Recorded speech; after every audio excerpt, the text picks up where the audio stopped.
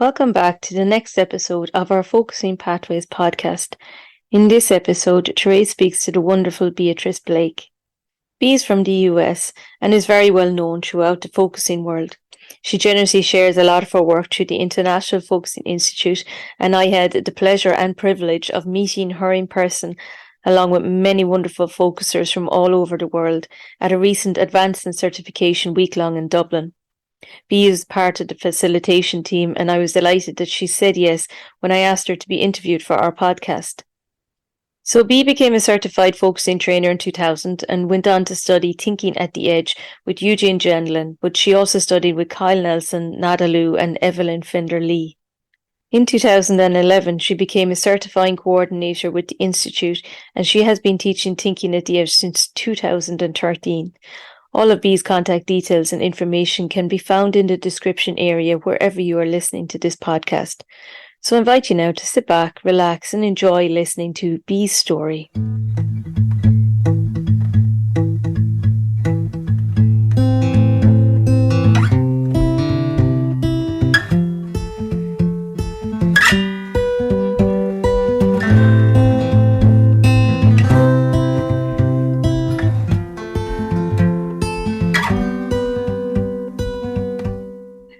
I'd like to start off, Bea, by asking you how focusing came into your life.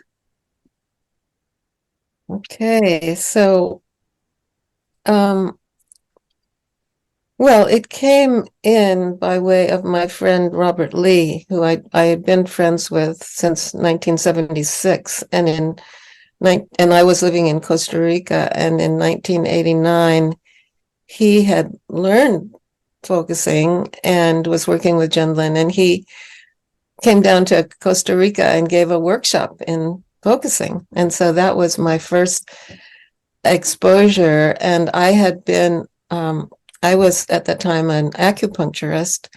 I had learned traditional Japanese acupuncture and was licensed in the state of New Mexico. But in Costa Rica, their friends that I knew there had invited me to come down and practice there, even though there wasn't any law or anything governing it.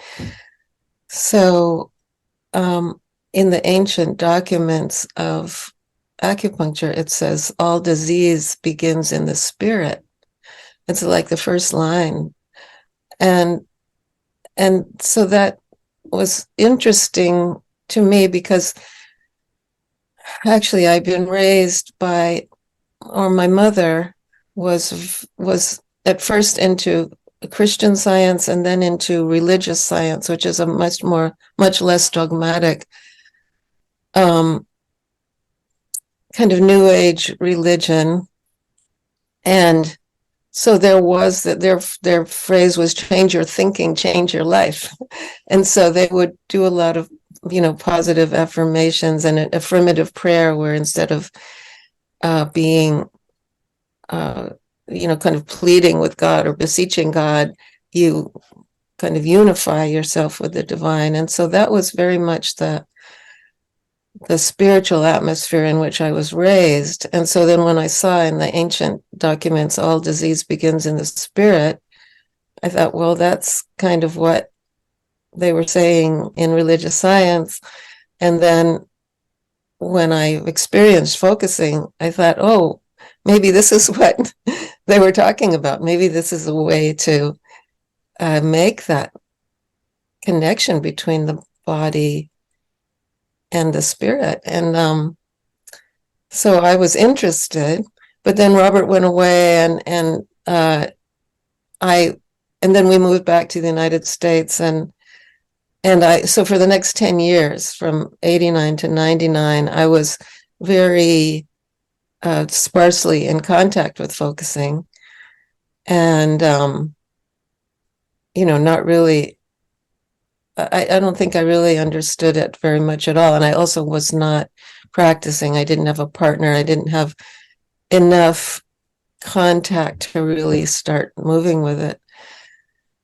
But in 1999, my children by then were 9 and 11, and it's a time when you can start kind of branching out a bit, and I decided I really wanted to get certified. So I would go down to Boston, or Barbara was living in Boston at the time, and I'd go down there to start my certification, and then he left for Costa Rica again, and I finished my certification with Joan Klagsbrun and Neil Friedman. And so, and then I had my first week-long in 2000 with Gendlin, who came down.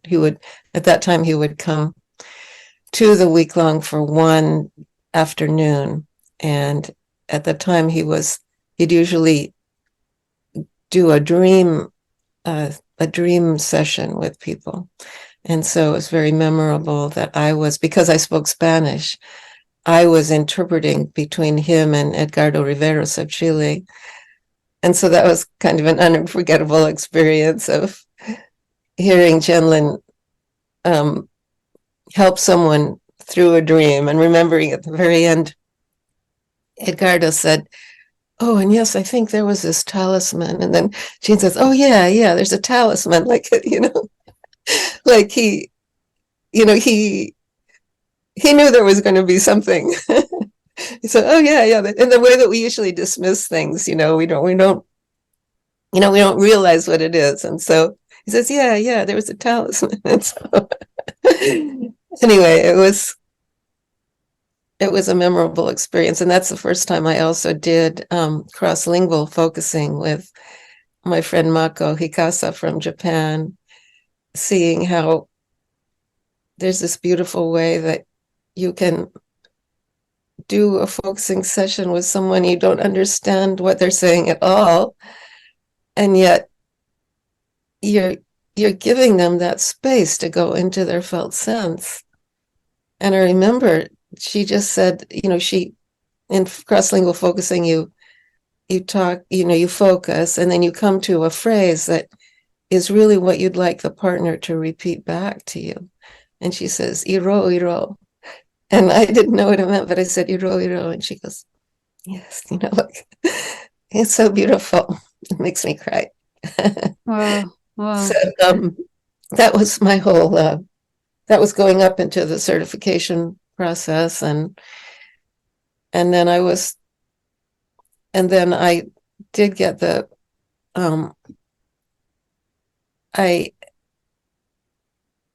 it was really important to me to hear that anyone who has a body can do focusing and can also do thinking at the edge. And so I had been part of my life had been in the 80s volunteering as an acupuncturist at a clinic for refugees from the Salvadoran Civil War that had been started by a Salvadoran priest and was in Costa Rica. And so I was close to the people that worked at that clinic, were, doctors and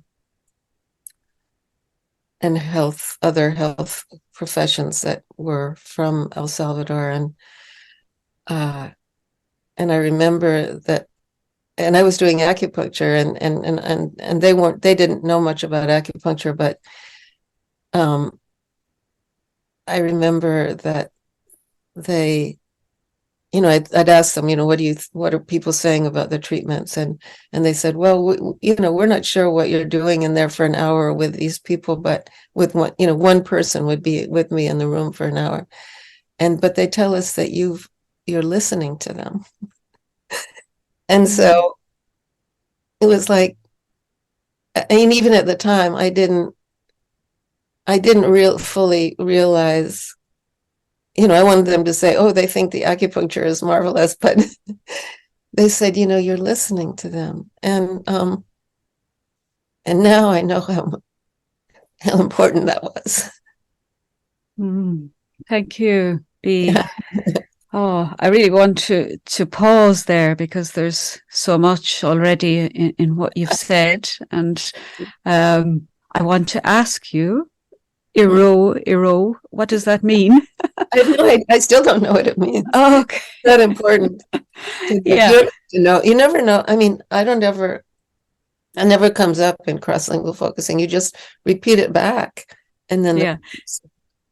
you I know. had the experience of doing that at the week long last year, the cross-lingual really? focusing, and I found it so profound. So I understand. And it sounds like that week long was a real turning point for you, that first week long where you were translating and where you met Gendlin. And was that the case, that things changed from there, or? I'm not exactly sure, because I mean, it was, for instance, I forged a lifelong friendship with Mako and Edgardo, and mainly those, two people, to know that there were people from all over the world that were participating and focusing, and to hear Edgardo's stories about how during the Chilean coup, the days after the Chilean coup, when it would have been very dangerous for him to understand, to have all the details of what someone was saying. That's what I remember about it. In focusing, you don't have to give the details. You just can talk about how it feels in your body, and you can feel inside what the meaning is and what the change is for what the meaning is, which doesn't usually have to do with, the story of it. So I just remember him saying how he he didn't want to know the story, and yet he could help people by listening to them and helping them listen to their own bodily way that they were holding what had happened to them. So that made a big impression on me. And it's still, I would just say, it's from my understanding of what focusing is now, especially after doing Thinking at the Edge, I think I was still so not getting it. So bit by bit, I feel like I've been learning a lot. Yeah, so it's taken a long time, and yet, from what you say about your time working as the acupuncturist and listening, it sounds like it started way back then too. Yes, and right, and that was before I knew about focusing. So, and I'd always been a good listener, I think, and in fact, that was something that I did. Well, that was who I was for my friends. I was a person who could listen, but I remember it was a kind of a passive listening. And I remember after that being with a good friend, and she was telling me about something, and I kept struggling in my mind, like, what can I say to her? How can I say just the right thing so that it will shed some light on this, or cause some resolution. I remember just, going round and round in my head, just struggling. And now, it's like, no, I don't have to do any of that. But my what I do is I reflect back. I reflect back from my felt sense, and that, that being profoundly understood by someone is the kind of listening that, I wasn't reflecting back to the Salvadorans who were on my acupuncture table. I was passively taking in all that they said, and I'd be tremendously tired sometimes after that, but because it was, it was horrible. And at the same time, I was an American citizen, and I could see from that vantage point what these people were living through, and it was, it was shocking.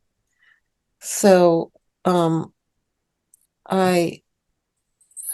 think now I very much know what listening is, and the value that it has, and the value of, like in that example in cross-lingual, to just reflect back the essence of what someone is saying and the profound effect that that has on someone.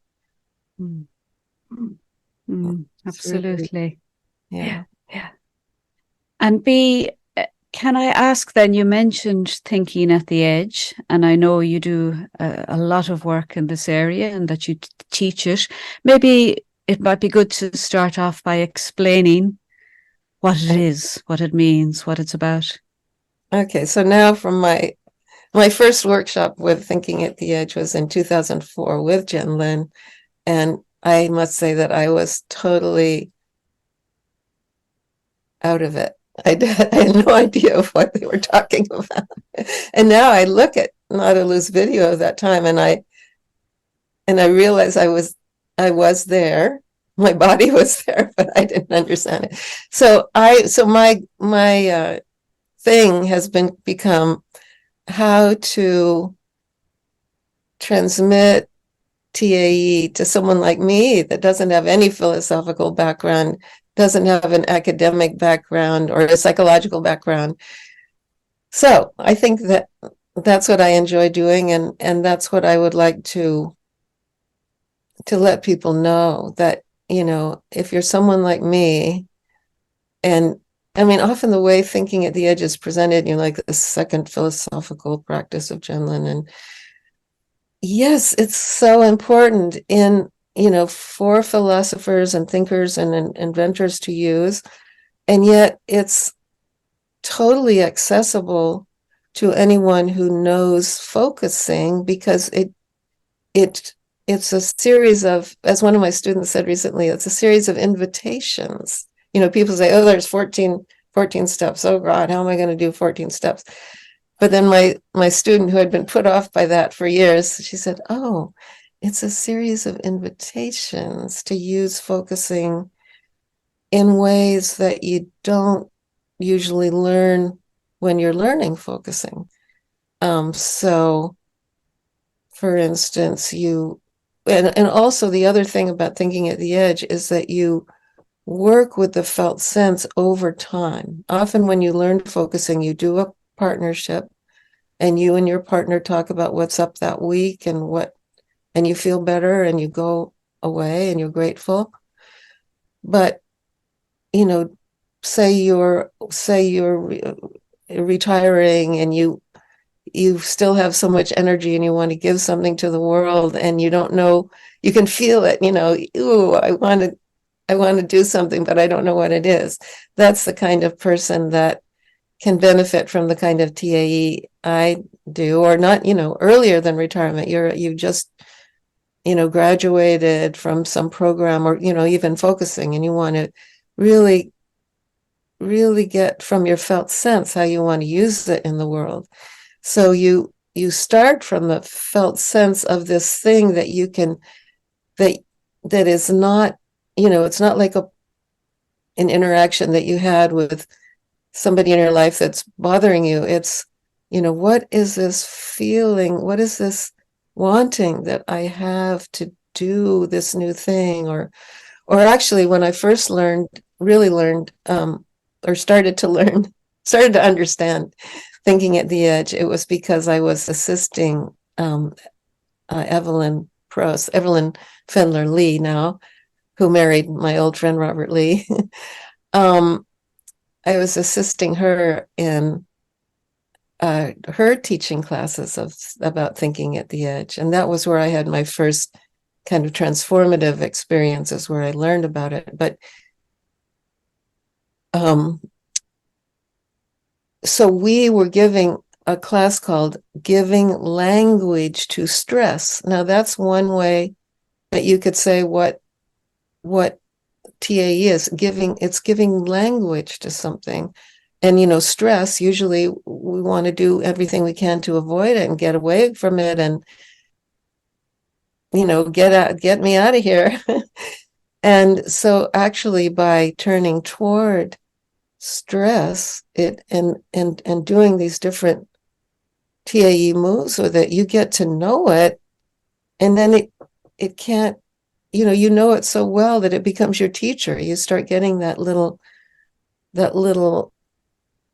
inkling of the felt sense that you recognize from doing TAE, and you say, oh yeah, I recognize this, and I've worked out a new way of being with it. So in a way, you could say TAE is developing a relationship with something that you feel but have not been able to put into words. And again, stress is a very strong emotional, bodily thing that can give us lots and lots of information. But maybe a new life direction that you have, or a theory, something that you've noticed in your field that nobody's noticing and talking about, that you want to explore. That is that, at first it's like, well, how would I say it, and so that's how it starts out, with a felt sense of something that you kind of know inside but you can't put into words. and then you the way that I start out with TAE, which is different from Gendlin's original steps, excuse me. Mm-hmm. And I learned that in my initial things with Evelyn too, that you allow, what I love is it feels so magical. You allow your felt sense of this thing that you can't say, you allow your felt sense to hand you a moment from your life that somehow has to do with this. And your felt sense hands you a moment from your life. And the example that I did with Marta Fabregat, which was 2 week-longs ago, and maybe I mentioned it at last year's week-long, is where she immediately went to an experience that she'd had when she was 3 years old. And so, you can say, well, what does that have to do with this? I was 3 years old. And yet she allowed herself to take it seriously and go into it.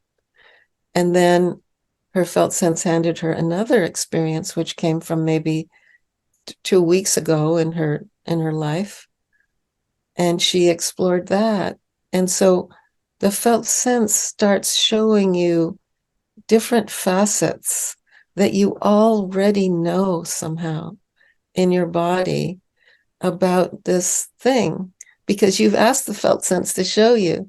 And it's just so, it's something that I don't know if people understand, the focusers understand enough about how the felt sense works. And so you get those facets of your life experience, and then you look for the pattern in each one, which means, what have I been carrying around inside all those years from that experience?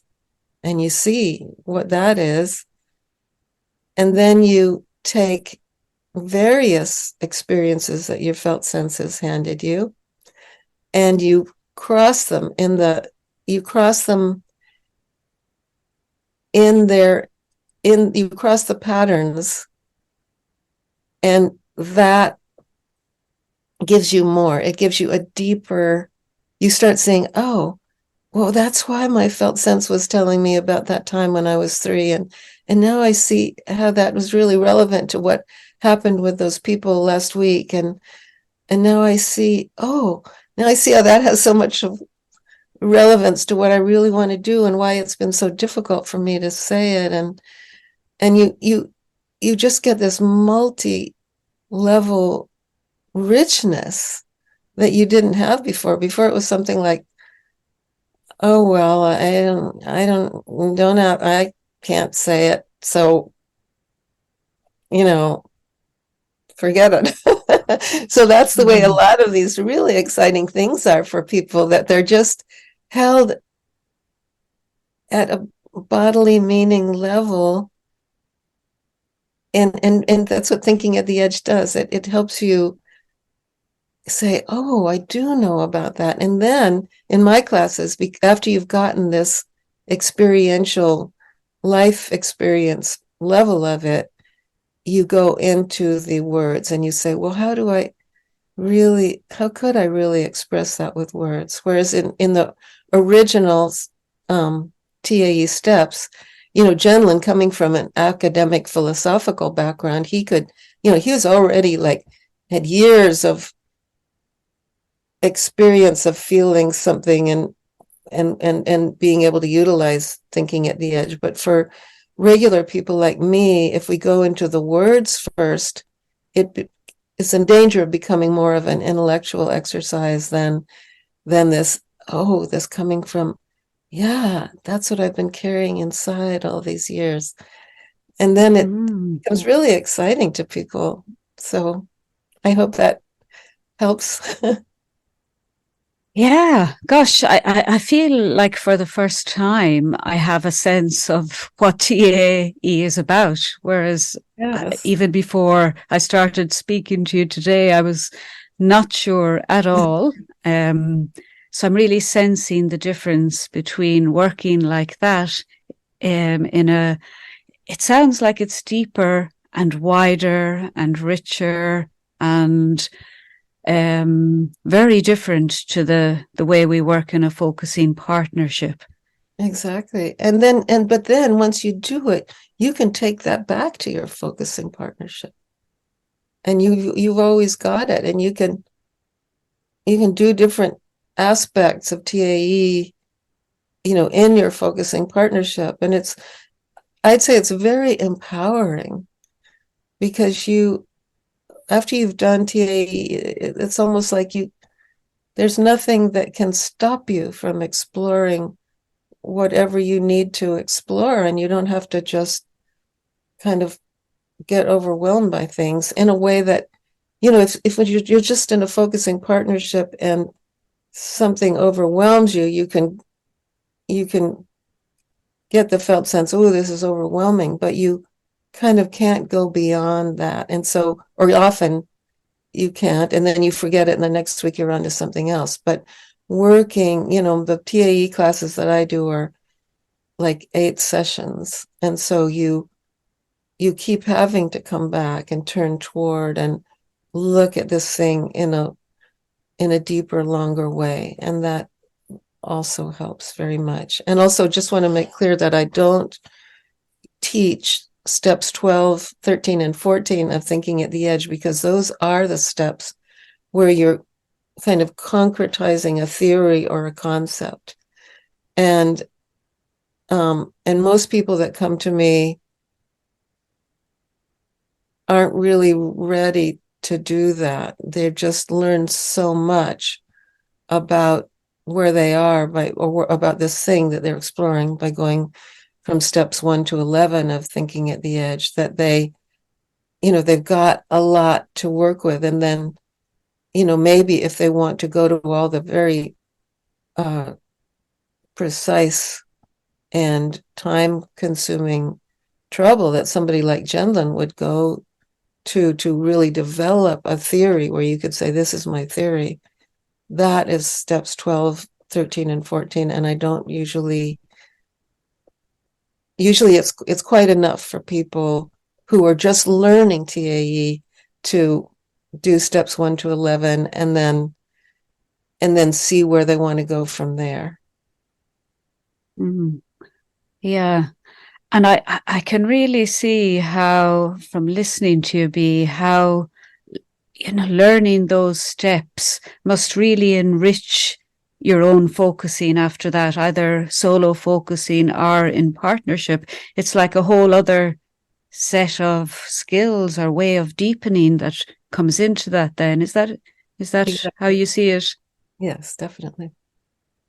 And so that's why some people in the focusing community and I are talking about, why can't we just teach TAE from the beginning? Because, focusing grew through the psychological world. And so it kind of took on the psychological framework. And I remember, the one thing I do remember from 2004, when I was at my first TAE workshop with Gendlin, saying, I'm kind of annoyed.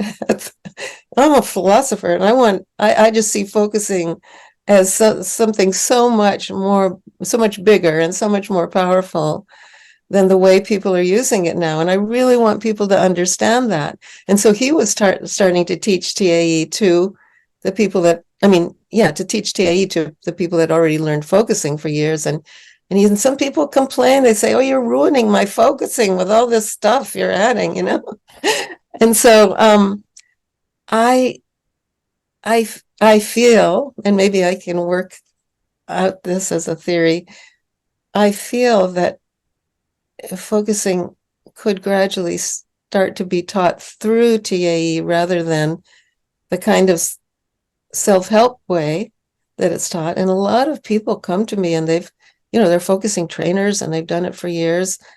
And they say, oh, my understanding of focusing was as a self-help tool. And now I see it's got such deeper and broader implications for my whole existence on the planet.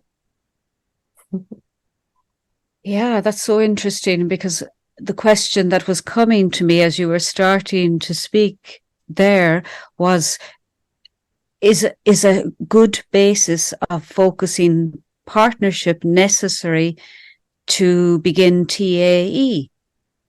Well, that's such a good question, because let's see. Up until now, I have been insisting that people that come to my classes have a background in focusing and listening, because the partnership in thinking at the edge, you have to be the kind of listener that respects the silence of your partner, that doesn't try to suggest, that doesn't try to tell how you would do it, that doesn't try to resolve something. So so for people that I feel are natural focusers, because there are a lot of wonderful people out there that are natural focusers, I don't want to. So what I do for people that haven't had training in focusing is I give them 3 private sessions, one in which I listen to them and I say, well, how does that feel inside? And if there's no problem with that and they can go inside and say how something feels and let it unfold, then, why do they need to go to focusing level 1? And then there's the listening part. And often those same people have, they're in a helping profession. They're a teacher or a psychologist or meditation person. And they do feel, or a coach, and they do feel this need to kind of intervene in a way that a focusing partner knows not to do. And so that's the part where, I have to kind of call their attention to that and encourage them to just, then I'm the focuser and they're listening to me. And I, help them see, well, you don't really need to intervene in this. This is my process, and I'm going to be developing it through my felt sense in my own way. Just, one focusing session where they're listening to me, and then I can see what those people that have not taken focusing level 1 and 2, what they need in order to be a good TAE partner. And then they can come into the class. Sometimes, but felt sensing and knowing how to give space to another person's felt sensing, I would say those are the 2 things that are needed. And whether we can develop a way of teaching focusing that's not just teaching level 1 and 2, I'm not sure. But I would say that I have had great experiences in TAE with people that are natural focusers without giving them level 1 and level 2. Mm-hmm. Because it feels often quite separate, doesn't it? Focusing in partnerships and TAE. Right. Which, yeah, it would be lovely. People seem a little bit afraid of TAE or something. They're afraid. I was terrified, I was like, how can I possibly understand this? No, Yeah. it isn't. That's what I want. That's what I really want to get out to the focusing community, that it is just focusing, but and you can use it for your life right now with the amount of focusing that you know. Mm-hmm. Yeah. Thank you. Yeah, So where are you now on your focusing journey, and what's next, or what's exciting you? Well, as I was focusing on it this morning, I was let's see, right, I guess focusing on it right now.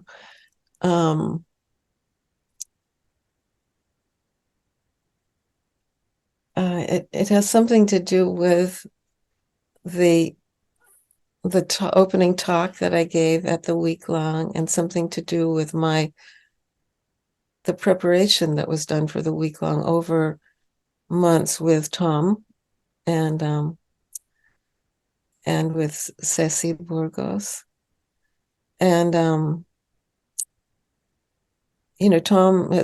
been with Tom Larkin in the leadership of the week long for 3 times now, and he always gives his beautiful nature workshop of focusing with a plant or a tree.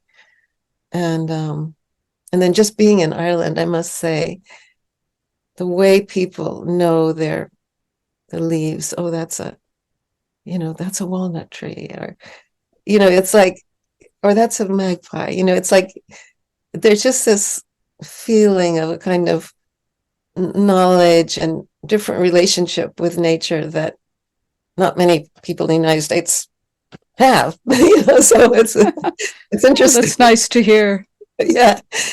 And so it has something to do with, and so I was reading Gendlin's in preparation for the week long. I was reading 3 assertions about the body, which has this section in it that said we have plant bodies. And so, here's Tom was giving his workshop in nature, and Ceci was giving a workshop about movement, and so I was really reading this article and seeing that he's saying, the same kind that the, and then I found that beautiful Nadalu video, which I think there were links to it was from Gendlin's memorial service, actually, where he said, a plant doesn't have a brain, and it doesn't have 5 senses, and it doesn't have perception, and yet it knows exactly the relationship. It knows how to create itself out of the earth and the sun and the water and the air. I mean, that just blew my mind. Mm-hmm. And I never had that understanding of Gendlin's thought before. But then now I'm reading this book, Entangled Life by Merlin Sheldrake, about this thing that people are just starting to understand, and the incredible intricate relationships of fungi and algae and lichen, and how they even they're just being discovered to be the building blocks of life. And so here's Gendlin saying, a plant doesn't have, and then, we're talking about our understanding in the world right now of neuroscience, and, it's because your brain lights up in this place and your hormones do things like that. And I just remember a young man that I was on a kind of volunteer listening line with years ago, and he said, I'm a chemistry student, and I know that we're just bags of chemicals, and and then beyond that, the earth is eventually going to explode. So, where's the meaning in life? And, I just want to commit suicide, but I'm not brave enough to do that. And is that the result? Is that what people are learning in the university without meaning? And Gendlin's whole project is, yes, we've developed this incredible technology and we can do all these things, but we can't ignore this human knowing that people have. And then that comes from, now I understand, it comes from our plant bodies, that the reason why we can felt sense is from our plant nature, that the way the plant goes, oh yeah, I'm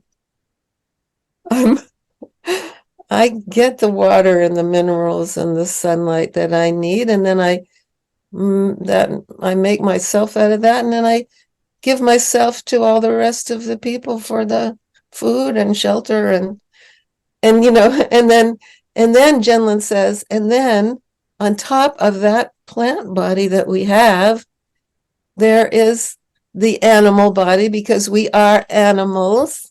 So there's the animal body that has, that can move around to get what it needs, and it has instincts and kind of, basic emotions and things. So we're that too.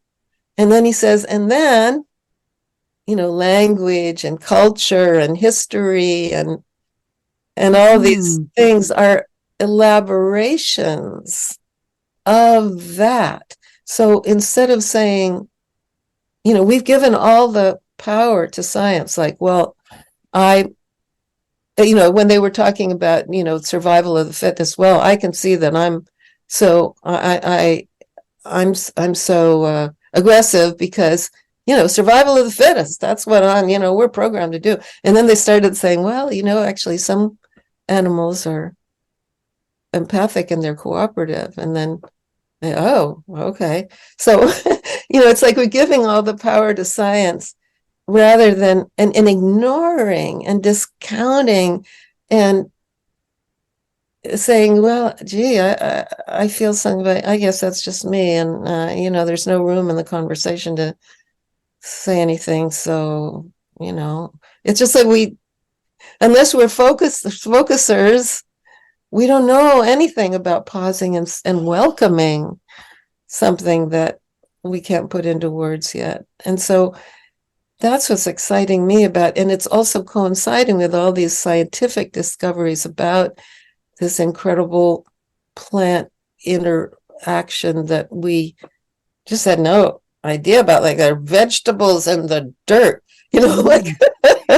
Yeah, it's another edge, isn't it? It really is. Yeah, another edge. And if we're going to save our planet, we have to give up this high and mighty, scientific brain development that we have and realize, hey, we have plant bodies and plants just be. This realization about the plant body, it's like in my mother's, this is the complete circle. My mother's religion, which really was influential on me, religious science, it was all about, uniting yourself with the divine and skipping over the human. And so for me as a human girl growing up with that kind of mother, I knew that she loved me and that she really wanted me to get this, and I actually had very deeply in me this relationship with or the knowing that there is a divine aspect to, or some spiritual thing about the world.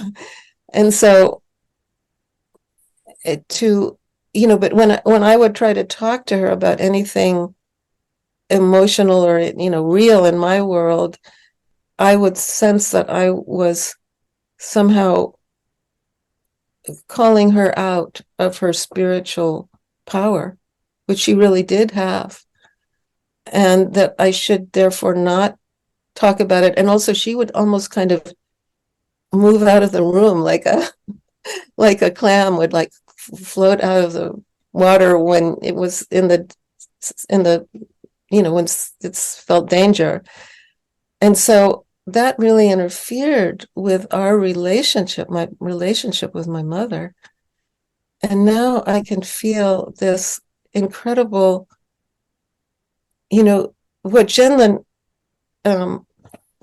said, which I always have with me, is we are humans and we can be what we are instead of always making us be something else. To me, that's what this is all showing me, that I don't have to be something else other than human, because my very human body is actually a plant body and an animal body and a human body, and that there's this incredible rightness about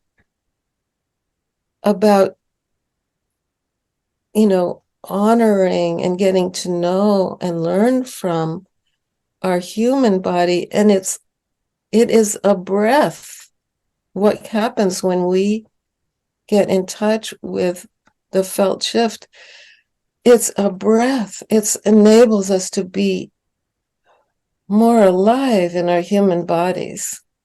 So that's what I wanted to say. Yeah. And when you talk about that, what comes to me is all the, what we're learning now about what you mentioned earlier about plants and the connections and how all the trees are linked beneath the ground. So that, as if, up to now, we didn't realize the complexity of plants. So now, it makes perfect sense that, of course, we too would have this aspect to us, and the animal body and the human body. So that three layers, makes perfect sense. Makes perfect sense. And then it all is an amazing spiritual reality that we don't, the mystery. Gendlin was just talked about the mystery. How, this is, and just to think, to look at this amazing planet that we live on and think of it anything less than a miracle, is just, you don't have to. It's, you don't have to be an atheist because you can't stand the. And so I have one more thing to say. That's what Gendlin's major thing was in experiencing in the creation of meaning. That also it's not only science, but it's any kind of concept. Like God is this, or you have to be this in order to get that. It's any kind of concept it becomes structured in a way that when we go into the felt sense, there's a flexibility and an aliveness and a progression and a knowing more and more and understanding more and more. And that's what you get in TAE, that you all the things that we thought that are conceptual structures. That's what Gendlin was really interested in, and he could argue with a Marxist or a evangelical or whatever, and by understanding their conceptual structure, he could argue whatever they were talking about better than them. But the felt sense is always something evolving and changing and living, just like a plant or an animal or a human. So lovely, so lovely. Yeah. Gosh, it's such a topic, isn't it? It's really. You could just meander onwards and go down here and come back here and go here, and it's just I love it. Oh, thank you so much. Yeah. I feel like I could chat and listen to you for another couple of hours. It would be very easy, but I want to thank you so much for explaining all about TAE and sharing your story about focusing and sharing so much of yourself. So thank you so much, Bea. It was lovely to chat. Well, thank you. It was lovely to chat with you too. And thank you for your questions, which just made everything flow. Great. Thank you. Thank you.